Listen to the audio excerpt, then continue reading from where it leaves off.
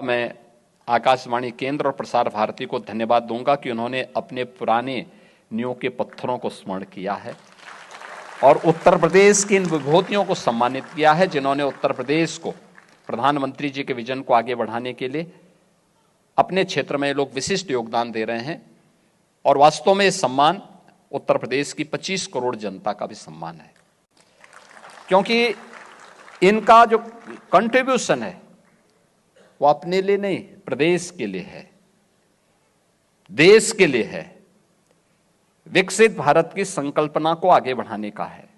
और उस संकल्पना को आगे बढ़ाने के लिए आज यहां पर हम दोनों उत्तर प्रदेश की विभूतियों को भी और आकाशवाणी से जुड़े हुए उन नींव के पत्थरों को भी स्मरण कर रहे हैं। और सबसे बड़ी बात तो यह है कि यज्ञदेव पंडित जी को 99 वर्ष की उम्र में भी आकाशवाणी ने स्मरण किया है।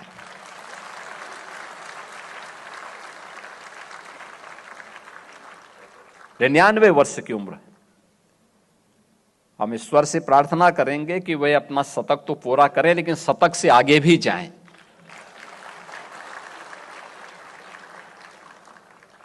और ये सचमुच किसी भी केंद्र के लिए अपने पुराने नींव के पत्थरों को ढूंढना, उनको सम्मानित करना, उनके लिए यह गौरव का क्षण होना चाहिए। आकाशवाणी केंद्र को यह सब देखने, सुनने और उसको जानने का एक अवसर प्राप्त हो रहा है। आकाशवाणी ने इस दौरान अनेक आंदोलनों का साक्षी भी रहा है। देश की आजादी का आंदोलन था, भारत छोड़ो आंदोलन रहा हो, देश के विभाजन की त्रासदी रही हो, देश की स्वतंत्रता का आनंद रहा हो, संविधान अंगीकार करने और उसको लागू करने का प्रयास रहा हो, देश के अंदर पहली भी चुनी हुई सरकार के गठन के प्रक्रिया और उसके उपरांत देश के अंदर आपातकाल को भी आकाशवाणी ने महसूस किया है। आजादी के बाद सबसे बड़ा सांस्कृतिक आंदोलन श्री राम जन्मभूमि का आंदोलन, यह भी आकाशवाणी ने देखा है और उसका लाइव प्रसारण भी किया है। आज अयोध्या में श्री राम जन्मभूमि में हम लोगों ने यहां पर अब भव्य राम मंदिर के दर्शन भी हर देशवासी कर रहा है। यानी यात्रा कहां से कहां तक पहुंचती है। और मुझे विश्वास है कि अलग अलग क्षेत्र में जो कार्य हो रहे हैं, हमारी लखनऊ की महापौर महीने में एक बार 1 घंटे का कार्यक्रम, जनता के साथ संवाद का कार्यक्रम आकाशवाणी केंद्र से करती है। आकाशवाणी केंद्र से ही करती है। ऐसे अनेक लोगों के लिए एक प्लेटफॉर्म का काम आकाशवाणी कर रही है। मुझे लगता है जहां पहले कोई नहीं पहुंच पाता था, वहां आकाशवाणी जरूर पहुंच जाती थी, गांव हो या शहर। और ये आजादी के पहले की यात्रा है।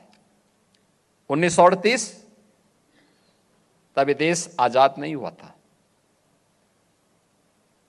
पहली धुन वंदे मातरम की आकाशवाणी लखनऊ से।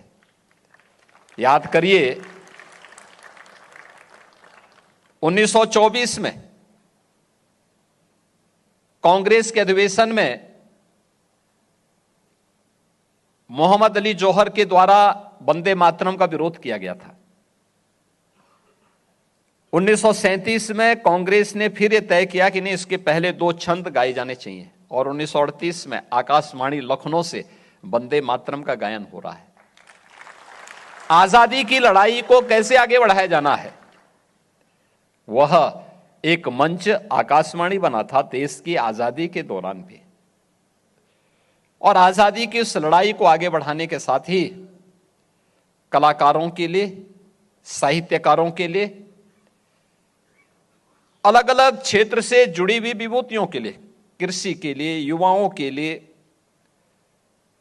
या फिर अलग अलग क्षेत्र में जो लोग हस्तशिल्पियों के लिए कौन से कार्यक्रम हो सकते थे, इसमें व्यापक शोध होता था। लोग रुचि लेते थे, उनकी बोली के अनुरूप कार्यक्रम प्रस्तुत करते थे। किसान दर्शन का कार्यक्रम ही चलता था, मैं देखता था कि रेडियो लगा करके किसान बैठ करके उसको सुनते थे। जैसे आज आकाशवाणी के उस कार्यक्रम को हम लोग जब देखते हैं, जब प्रधानमंत्री जी के मन की बात आती है, जैसे प्रधानमंत्री जी ने 3 अक्टूबर 2014 से प्रारंभ किया और अब तक 132 एपिसोड मन की बात की आदरणीय प्रधानमंत्री जी निरंतर देश के अलग अलग क्षेत्रों में क्या कुछ विशिष्ट हो रहा है, विकसित भारत की संकल्पना को आगे बढ़ाने में हम सब का योगदान किस रूप में हो सकता है और कैसे हम भी समाज के लिए कुछ विशिष्ट योगदान दे सकते हैं, इन सभी को ध्यान में रख करके मन की बात 132 एपिसोड ये अपने आप में प्रधानमंत्री जी के देश प्रथम और उन लोगों को जिन्होंने देश के लिए कुछ योगदान किया है, उनको स्वयं उनके द्वारा उसको एप्रिशिएट करना और फिर देशवासियों को भी बताना अपने आप में एक बहुत बड़ा सम्मान होता है।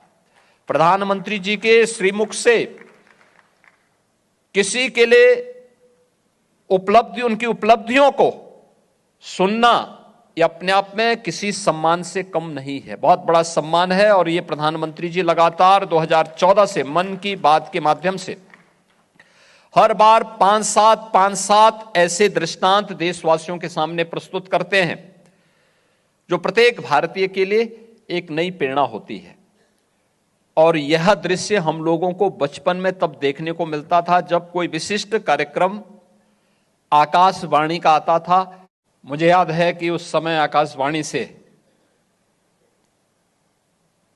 प्रातःकालीन सत्र में, यानी एकदम प्रातः, उसमें वह एक बहुत अच्छी धुन के साथ आकाशवाणी का कार्यक्रम प्रारंभ होता था कि भरत चलिए चित्रकूट, और बहुत शानदार तरीके से हर घर में वो लोग सुनते थे उसको।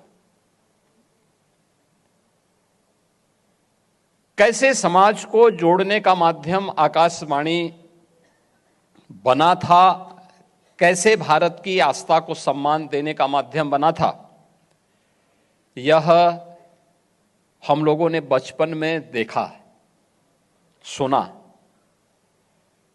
थोड़ा बड़े हुए तो देश और दुनिया के अंदर क्या हो रहा है, हमें समाचार पत्र की पहली लाइन भी आकाशवाणी के अलग अलग समय में चलने वाले बुलेटिन के माध्यम से ही प्राप्त होती थी। और उसमें याद रखना, दोनों चीजें थी, भाषा की शुद्धता भी थी और समाचार की गुणवत्ता भी थी, और उसमें सच्चाई भी झलकती थी। यानी उसमें पीठ पत्रकारिता कहीं नजर नहीं आती थी, जो जैसा है वैसे ही प्रस्तुत करने का साहस भी उस समय हम लोग देखते थे। और आकाशवाणी के अलग अलग केंद्रों से, लखनऊ से थे जो मुख्य केंद्र था, यहां से था ही, 2 अन्य केंद्रों से हमें समाचार सुनने का अवसर प्राप्त होता था, एक नजीमाबाद से और एक गोरखपुर से। इनके अलग अलग समय थे समाचार के। दूसरा, हिंदी की उपभाषाओं को, बोलियों को, भोजपुरी को, अवधी को, गढ़वाली और कुमाऊनी को, अलग अलग बोलियों को भी कैसे स्थानीय लोगों को जोड़ने का माध्यम बनाएं और उसको कैसे लोकप्रिय बनाए जाएं, यह भी हम लोगों को आकाशवाणी के माध्यम से ही सुनने को, देखने को अवसर प्राप्त होता था। यानी केवल मनोरंजन नहीं था, ज्ञानवर्धन भी था, आस्था का सम्मान भी था, और साथ साथ स्थानीय लोक भाषा, लोक कला के लिए मंच का एक सशक्त माध्यम भी था।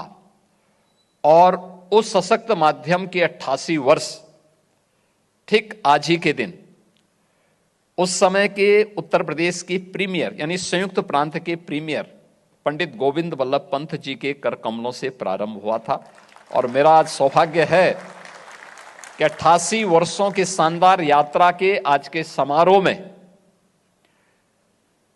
उत्तर प्रदेश की उन विभूतियों को जिन्हें आदरणीय प्रधानमंत्री जी के विजन के अनुरूप अपने अपने क्षेत्र में विशिष्ट योगदान के लिए पद्म पुरस्कार से सम्मानित किया गया और आकाशवाणी के कार्यक्रमों में अपनी प्रस्तुति के माध्यम से या आकाशवाणी के संवर्धन में अपना योगदान देने वाले उन सभी विभूतियों को आज यहाँ पे सम्मानित करने का अवसर मुझे प्राप्त हो रहा है। मैं इस अवसर पर पंडित गोविंद वल्लभ पंत जी की स्मृतियों को भी नमन करता हूँ कि जिन्होंने 2 अप्रैल 1938 को इस केंद्र का शुभारंभ किया और आज इस यात्रा ने कहां से कहां तक की यात्रा प्रारंभ की है।